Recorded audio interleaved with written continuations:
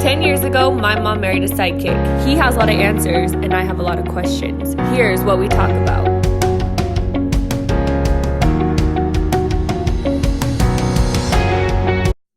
Hi guys, welcome back to my channel. My name is Alex, and this is Riz, my sidekick stepdad. So we just did a video about dreams, and I feel like we left a few things untouched, so I wanted to do a part 2 and ask a few more questions. All right, good. So I want to talk about astral projection and sleep paralysis, and then our friend, your assistant, Erica, has a question for us. So let's talk about astral projection. Okay, so what is? Astral projection means that your consciousness leaves your body and goes to another place. And you can see what's going on there. You can feel what's going on there. Sometimes you can even communicate with someone who is there. So many people do this without even knowing it. Mm-hmm. They don't even know what they're experiencing is astral projection. So what they just think is, I had a weird dream. I had a weird dream where I saw you and you were pumping gas at 3 in the morning and you're wearing a red shirt. And the person goes, I was pumping gas at 3 in the morning wearing a red shirt. And so then someone thinks, well, that actually happens? Oh, it's happened to me many times. And as a psychic, you might say, well, of course, you're psychic, so that happens to you, but it's happened to lots of people. And that's because there is a sense in us that I call the psychic sense. It's the sixth sense. This is something that everyone has. You're born with it. No one ever talks about it. And some people are naturally gifted with it. Like some people are naturally gifted musicians. Some people have to really work at it. So you can. One time I astral projected on accident. And it was so scary. You mean, that's what we're talking about. You do it without even knowing. That's what I'm saying. Like, I think I did. I was like taking a nap. I don't really take naps. So when I do, it's a very weird experience. And I was just falling asleep. And like, it's really weird to explain, but I like felt like myself like leaving lifting out of your body. Yeah, it's a very weird experience. Very weird to explain. Like lifting out of my body. And once I got out, it almost feels like a euphoria. Right. So let me stop you there for a second. You've all noticed, everyone, myself included, that when you wake up, oftentimes you feel like you jerk back into the bed. Sometimes. Your body feels like it's falls. But not just sometimes, many times you've experienced it, right? Yeah. Right. So everyone has experienced where it feels like you fell into the bed. Obviously, well, as far as we know, your body didn't levitate. Sometimes you dream that you fall off a step. Well, let's stick to this. Yeah, and you stumble in the bed, right? Exactly. All right. So imagine that your soul is actually leaving. If you don't want to use the word soul, you use the word consciousness. Your consciousness, your focus, your vision, you, really, the essence of you, starts to lift out. And that's why when we dream, we fall back into the body. So there is something happening there. Right now, we call it metaphysical, which means we don't think it's physical. It's something beyond the physical. But maybe one day we're going to have a camera, like this camera that we're shooting with now, that is so advanced that it sees us, the energy of the body. Maybe it will see the spirit. Maybe it will see the soul, the energy that we are, our life force, and maybe it will start to see part of it in sleep go forward. Right now you have all these sleep centers around the world that want to help you with sleep apnea, right? You know, when you snore and you're waking up a lot. So a lot of things that those centers have discovered or they've observed, let's say, are unexplained. They don't know how to explain what goes on. They just think the brain is having random information being played with, and that becomes a dream, and then they add imagination in there. You're imagining these things, and they downplay it as if they have no value. But native cultures really respected dreams. If someone had a dream, other people in the tribe, right, and you're part Native American, so native cultures always listen to, if somebody had a dream, they'll say, you know, so-and-so had a dream, and people will listen. Nowadays, maybe it's because we have so much information that the dreams are so crazy that we don't know. So astral projection is being able to do that, or doing that. Some people do it consciously. Guess what? There's something connected to astral projection. It's called remote viewing. Did you know about that? I think, yeah, I've heard you remote talk about viewing. it before. And there's movies about there are certain people who could do this so well that the government hired them, where they could see a location if you just gave them the coordinates, like latitude and longitude, and they could just draw what building was there. I didn't know that. So all these capabilities that human beings have that are latent, that are dormant. Right, because we only use a small percentage of our brains as humans. And we use a small percentage of our spirit as well. Right? Yeah. All right. What else? What's the other thing? Sleep paralysis. Sleep paralysis. This is something I used to struggle with. Not so much anymore. More when I was like, I was like 18 and I was like, had high stress and like high stress. Mm-hmm. Like I was having like anxiety attacks. Like I could never sleep. And then I would get sleep paralysis every single night so severely that like I wouldn't want to go back to sleep. And I had like a really early morning job. So, you know, I had to be at work by like, I had to be up at like 5. So what did sleep paralysis feel like? It was like... And how did you know it was happening? So I didn't know what it was at first, but it was such a weird experience. I did like so much research. When I was not sleeping at night, I would just like, well, let me find out what's going on. No, but what did you experience? So I was, it's right when you first start to fall asleep in like the first part of this cycle. Mm-hmm. So you start to, and it was always when I was exhausted, like I was so tired. I remember that always when I was super exhausted that this would happen. Mm-hmm. And it'd be my first few seconds of falling asleep.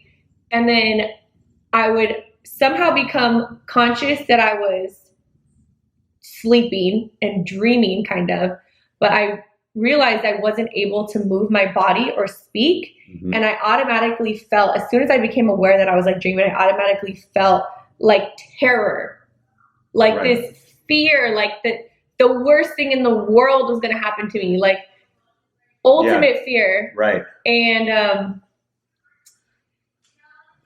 so then what? After you get paralyzed, after you get paralyzed, guess what happens? Mom was talking. Right. No, don't worry about noise in the background.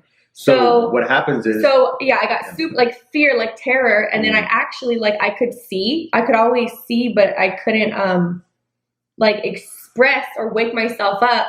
And then one time I actually heard, like, I had stairs that, like, led into my room. Mm-hmm. And I heard something coming up the steps.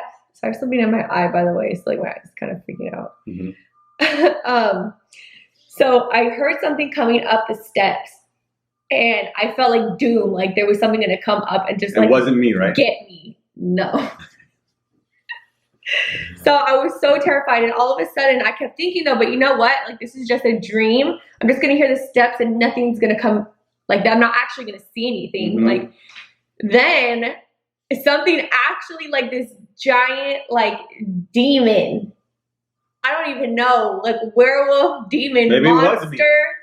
Like, did he have a furry beard? Giant. He was just like 6'3".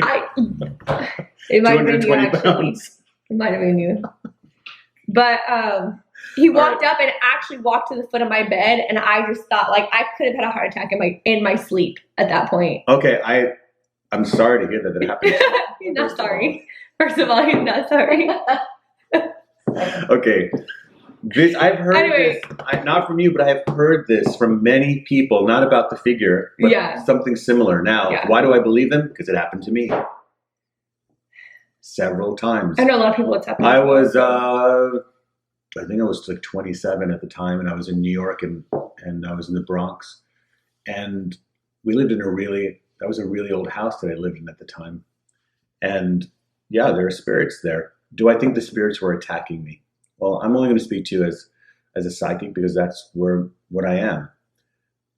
So there's two things that are going on with sleep paralysis. Okay. Look, one of the reasons that people prayed was because before they went to bed was they wanted to put protection around them. Yeah, I would wake up and start praying. Like... Now, why did they do that? Is it because they had some backwards belief system, or is it because that they were just more aware of the original beliefs that the indigenous people had, which were, look, we are spirits. There are also spirits in the world, meaning in the physical world. They exist. We can't see them. We can feel them. And some of them are very helpful and loving, and some of them don't want to be bothered. Or maybe they want to bother you. But the point is is that there was an awareness that there's more to just you, the bed, and the roof above you, that there's intelligence out there. Now, we should get into the talk of negative spirits and all of that another time, but I will tell you that every single person that I've spoken to about sleep paralysis has not just felt that they couldn't move, but that there was another being in the room. Yeah. If it was that everyone that had sleep paralysis was just saying, I couldn't move my body and I was trying to, it was really weird, and I was freaking out that I couldn't move. Right. But why is it that there's always a story of something else happening? I heard like mumbling close to my ear. I literally felt the breath of something on me. I've felt something in other cases, like plop next to me. Right. And I couldn't like move to see or feel or push it off. And then I actually was How did you get out of it?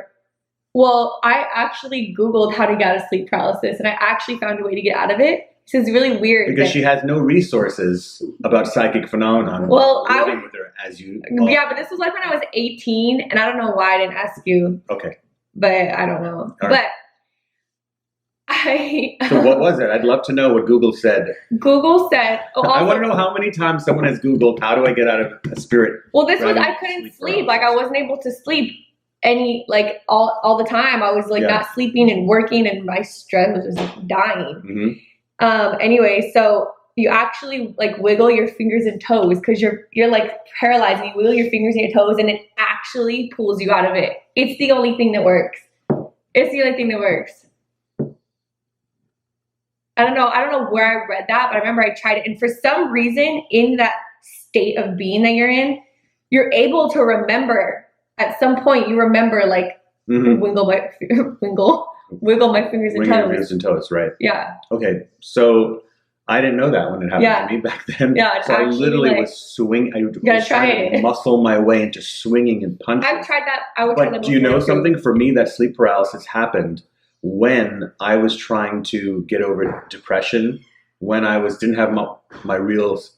You always have a series of spiritual awakenings. Yeah, this was for me too. So my first real one was then. Yeah, this was before I really So notice that. took it serious. Right. And so notice that you would face your fears. You were living in your doom. I was just living, like sleeping in it. So there's always something. Remember something. The universe, whether you believe in spirits or you don't believe in spirits, everything, if you believe that everything happens for your benefit, even painful things, then you got to look at what is this to my benefit? Okay, leave out spirits and ghosts and whatever things that some people don't believe in.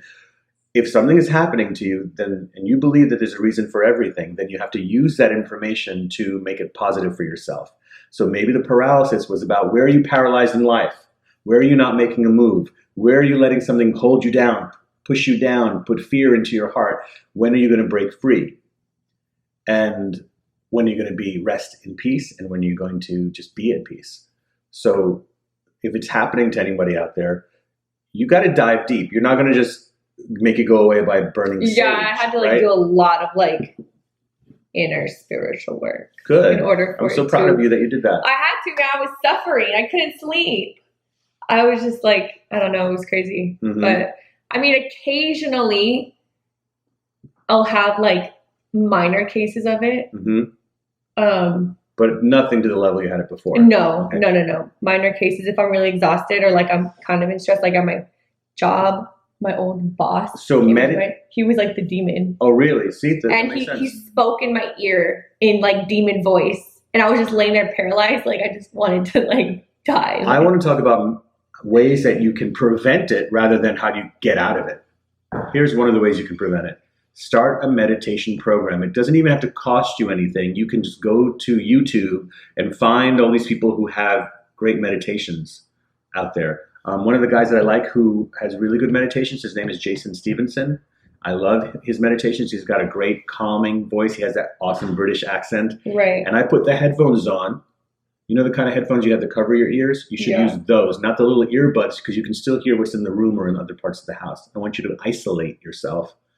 Lay in bed, give yourself half an hour, and do a guided meditation. Type that into Google or the YouTube, guided meditations to sleep.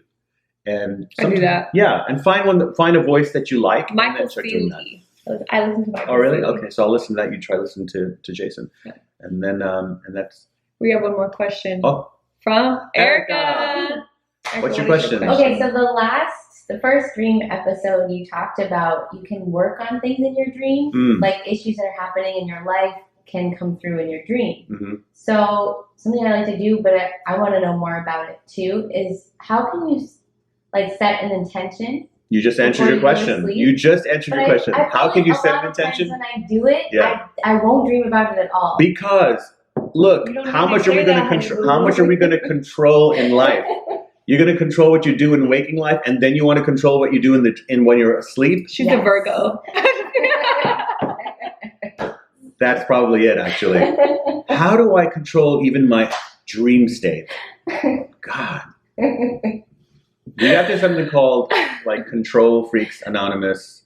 And we have a program to get you out of that. That is so funny. Okay, so meditation is the setting of intention. She said, how do I set an intention? That simply means, what's your intention? My intention is, I don't want to have sleep paralysis or crazy dreams. I want them to be clear. Okay, but you have to calm the mind for that. Yeah. So whatever you have to do, stretch before you go to bed, take a long hot bath or shower, take care of yourself. You have to develop your own personal spiritual practice. If you have like an erratic sleep pattern where you go to bed all different types of night and you're super exhausted all the time, I notice that is like physical stress on your body, and that will like cause it to happen. This is where you recuperate. This is where you reset all the cells in your body, where your body really needs rest. Of course, then your spirit is rested, your mind is rested, and you can live your best life. And that's what we're talking about. Right? Yeah. It's true. All right. All right. Well, this is dreams part 2. I can't talk. All right. Okay. So I think we're good here. I think we've covered enough area.